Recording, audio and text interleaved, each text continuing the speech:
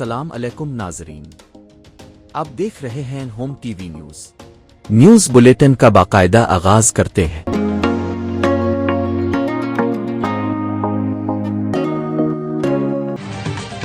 سی T D نے پشین میں 10 دہشت گردوں کو جہنم واصل کر دیا۔ کارروائی کے دوران 10 جوان زخمی ہوئے۔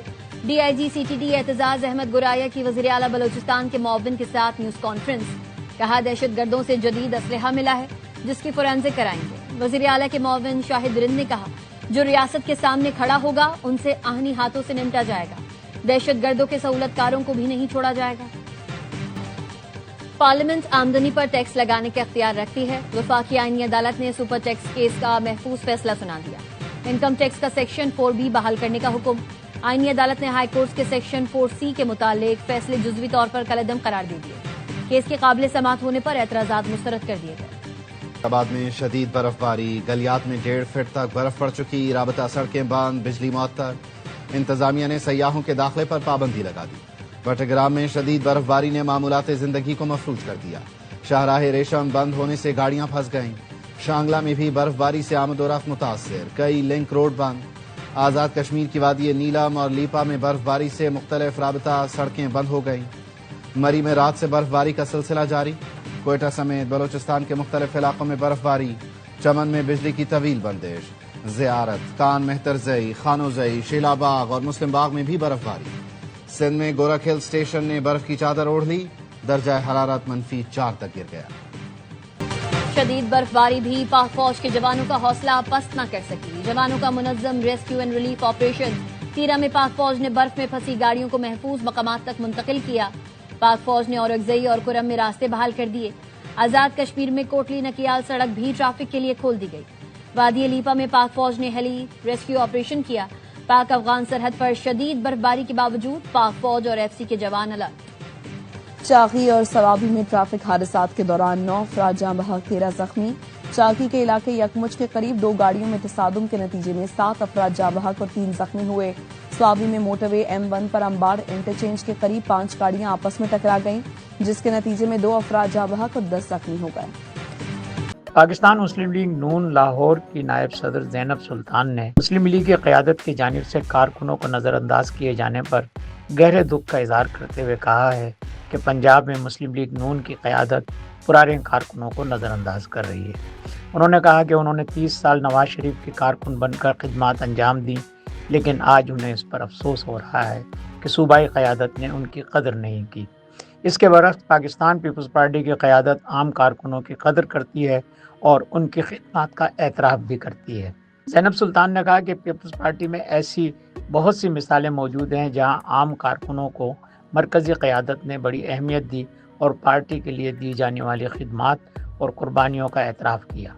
انہوں نے کہا کہ پنجاب میں پاکستان پیپلز پارٹی کے کارکنوں کے لیے گورنر ہاؤس کے دروازے ہمہ وقت کھلے رہتے ہیں اور گورنر پنجاب سردار سلیم حیدر پارٹی کارکنوں کو بڑی اہمیت دیتے ہیں، جبکہ مرکزی سطح پر صدر آصف زرداری اور چیئرمین بلاول بھٹو زرداری بھی ہمیشہ کارکنوں کے درمیان رہتے ہیں۔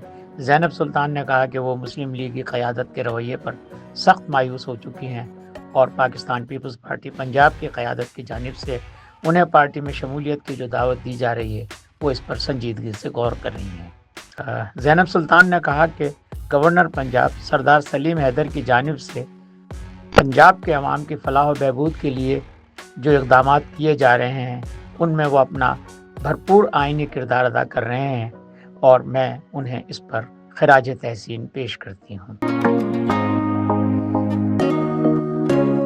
سندھ کابینہ نے سانحہ گول پلازہ کے شہداء کے اہل خانہ کو فی کس 1 کروڑ روپے امداد دینے کی منظوری دے دی۔ متاثرہ دکانداروں کو 1 کروڑ روپے بلا سود قرضہ دینے کی بھی منظوری۔ متاثرہ دکانداروں کو 5 لاکھ روپے کمیشن کے ذریعے دیے جائیں گے۔ وزیر اعلیٰ سندھ کی سربراہی میں وزراء پر مشتمل سب کمیٹی بھی قائم۔ کمیٹی کمشنر کراچی کی سربراہی میں قائم انکوائری کمیٹی کی رپورٹ کا جائزہ لی۔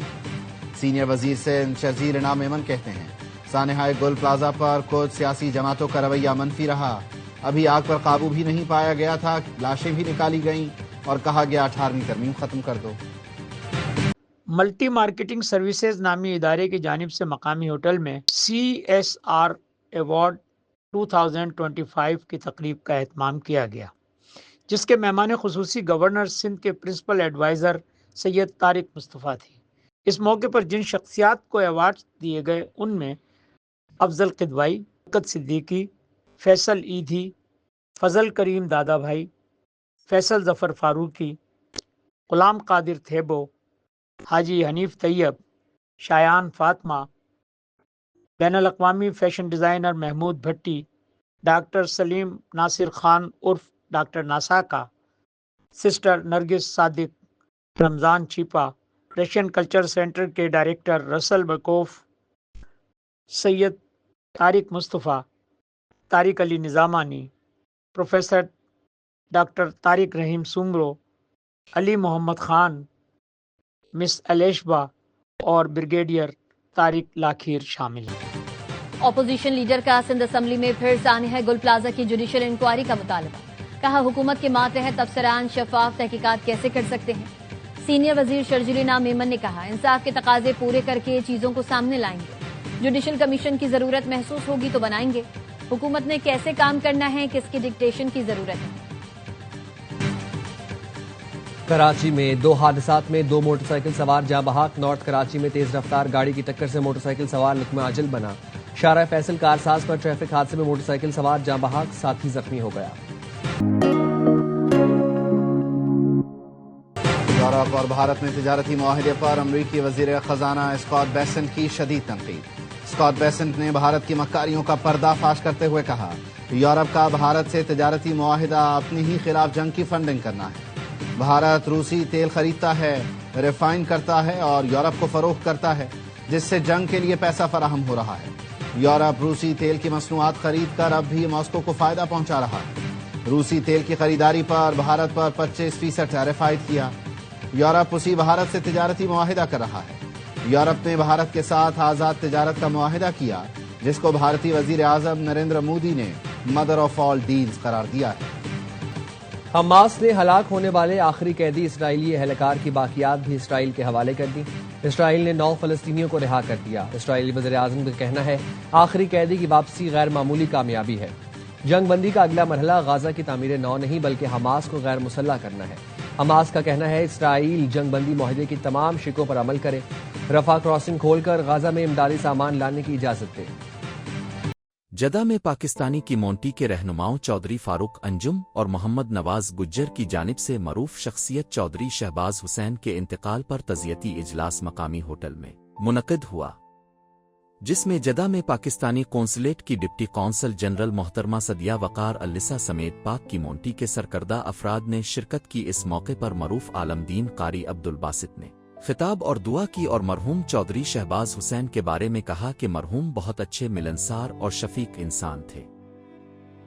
اس موقع پر ڈپٹی قونصل سدیہ وقار النساء نے کہا کہ چودھری شہباز حسین کو اللہ تعالی جنت الفردوس میں اعلیٰ مقام سے نوازے اور ان کے اہل خانہ کو صبر جمیل عطا فرمائے۔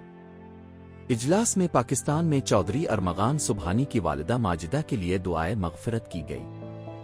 اجلاس کے اختتام پر مرحوم کے صاحبزادے اسامہ شہباز نے حاضرین کا شکریہ ادا کیا۔ رپورٹ جہانگیر خان۔ یورپ امریکہ کے بغیر اپنی حفاظت نہیں کر سکتا۔ نیٹو چیف مارک روٹے کا برسلز میں یورپی پارلیمنٹ سے خطاب، کہا یورپی یونین یا یورپ کا خود اپنی حفاظت کا سوچنا صرف خواب ہے۔ امریکہ کے بغیر یورپ اپنی سلامتی اور آزادی برقرار نہیں رکھ سکے گا۔ یورپ اور امریکہ ایک دوسرے کے محتاج ہیں۔ بھارتی یوم جمہوریہ پر برمنگھم میں بھارتی کونسل خانے کے باہر کشمیریوں کا احتجاج، مظاہرین کی بھارت کے خلاف نعرے بازی۔ مظاہرین کا عالمی برادری سے مقبوضہ کشمیر میں انسانی حقوق کی خلاف ورزی کا نوٹس لینے اور کشمیری سیاسی قیدیوں کی رہائی کے لیے کردار ادا کرنے کا مطالبہ۔ مظاہرے کی قیادت صدر کل جماعتی بین الاقوامی کشمیر رابطہ کمیٹی راجہ فہیم نے کی۔ سعودی عرب کے دارالحکومت ریاض میں تیسری گلوبل لیبر مارکیٹ کانفرنس کا افتتاح ہو گیا، جس میں مصنوعی ذہانت، روبوٹکس اور آٹومیشن میں روزگار کے نئے مواقع پر توجہ دی گئی ہے۔ کانفرنس میں 100 ملکوں سے 10,000 سے زیادہ شرکاء، 40 سے زیادہ وزراء، بین الاقوامی تنظیمیں، نجی شعبے اور اداروں نمائندے شریک ہیں۔ گلوبل لیبر مارکیٹ کانفرنس کے تیسرے ایڈیشن کی افتتاحی تقریب سے خطاب کرتے ہوئے سعودی وزیر افرادی قوت انجینئر احمد بن سلیمان الراجی نے کہا ہے کہ مصنوعی ذہانت روبوٹکس اور آٹومیشن روایتی رولز کو ہٹاتے ہوئے نئے مواقع پیدا کر رہے ہیں۔ انہوں نے کہا کہ بین الاقوامی لیبر کانفرنس ایک عالمی پلیٹ فارم بن گیا ہے جو رہنما پالیسی سازوں اور ماہرین کو جمع کرتا ہے، جس کا مقصد مستقبل میں ہونے والی تبدیلیوں سے مطابقت رکھتی ہوئی لیبر مارکیٹوں کو وسعت دینا ہے۔ خاص طور پر جدید ٹیکنالوجی اور مصنوعی ذہانت کے شعبے شامل ہیں۔ Report Jahangir Khan. Ice agents کے خلاف عوامی احتجاج رنگ لے آیا۔ ٹرمپ انتظامیہ نے مظاہرین کے سامنے گھٹنے ٹیک دیے۔ منیسوٹا میں تعینات آئس ایجنٹس کو واپس بلانے کے احکامات جاری۔ صدر ٹرمپ کا کہنا تھا منیسوٹا کے گورنر ٹم والز نے ان کی ٹیلی فونک گفتگو مثبت رہی۔ ہماری ٹیم حالیہ واقعات کا جائزہ لے رہی ہے۔ منیسوٹا کی انتظامیہ نے ٹرمپ کے امیگریشن انفورسمنٹ کریک ڈاؤن کو عدالت میں چیلنج کر دیا۔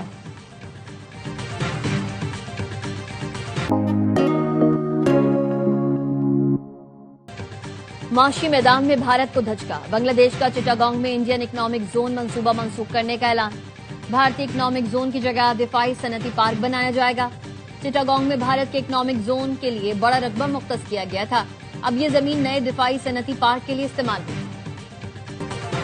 عوام اور صنعتوں پر مزید بوجھ نہیں ڈال سکتے، وزیر اعظم کی ہدایت پر آئی ایم ایف سے زیادہ ریلیف لینے کی تیاریاں شروع۔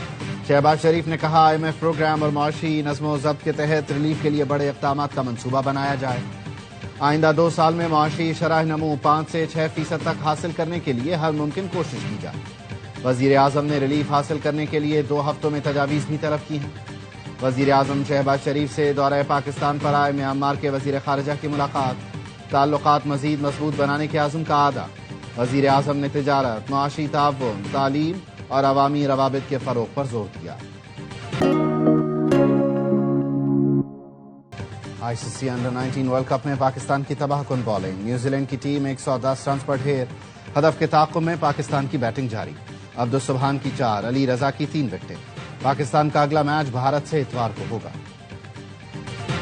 اور آئی سی سی کا دوہرا معیار پھر سامنے آ گیا۔ بنگلہ دیشی صحافیوں کو ورلڈ کپ کے لیے ایکریڈیشن دینے سے انکار کر دیا۔ ذرائع کے مطابق بنگلہ دیش کے باہر ہونے کے بعد پہلے سے کنفرم ایکریڈیشن بھی منسوخ کر دی گئی ہے۔ آئی سی سی ان ممالک کے صحافیوں کو بھی ایکریڈیشن دیتا ہے جو ورلڈ کپ کا حصہ نہیں ہوتے۔ بنگلہ دیش نے سیکیورٹی مسائل کے باعث بھارت نے ورلڈ کپ کھیلنے سے انکار کیا تھا۔ سی انڈر 19 ورلڈ کپ میں پاکستانی ٹیم سپر 6 کے پہلے میچ میں نیوزی لینڈ کے مد مقابل پاکستان کو اگلے مرحلے میں جگہ بنانے کے لیے دونوں میچز جیتنا ہوں گے۔ پاکستان کا اگلا میچ بھارت سے اتوار کو ہوگا۔ پاک آسٹریلیا T20 سیریز جمعرات سے شروع ہوگی۔ مہمان ٹیم کل پاکستان پہنچے گی۔ ٹرافی کی رونمائی اور پری سیریز پریس کانفرنس بھی کل ہوگی۔ قومی ٹیم کی کیمپ میں تیاریاں جاری، کھلاڑی آج شام قذافی اسٹیڈیم میں ٹریننگ کریں گے۔ گزشتہ روز کھلاڑیوں نے سینئر یو بیس انٹر اسکواڈ میچ کھیلا۔ اور آسٹریلین اوپن میں دفاعی چیمپئن یونک سنر کی ایک اور کامیابی، سنر نے کوارٹر فائنلز میں جگہ بنا لی۔ پری کوارٹر فائنل میں سنر نے ہم وطن کھلاڑی کو شکست دی۔ ویمن سنگل میں world number 1 Aryna Sabalenka semi final میں پہنچ گئیں۔ سبلانکا نے کوارٹر فائنلز میں امریکی کھلاڑی ایوا کو بآسانی شکست دے دی۔ مزید خبروں کے لیے دیکھتے رہیے ہوم ٹی وی نیوز۔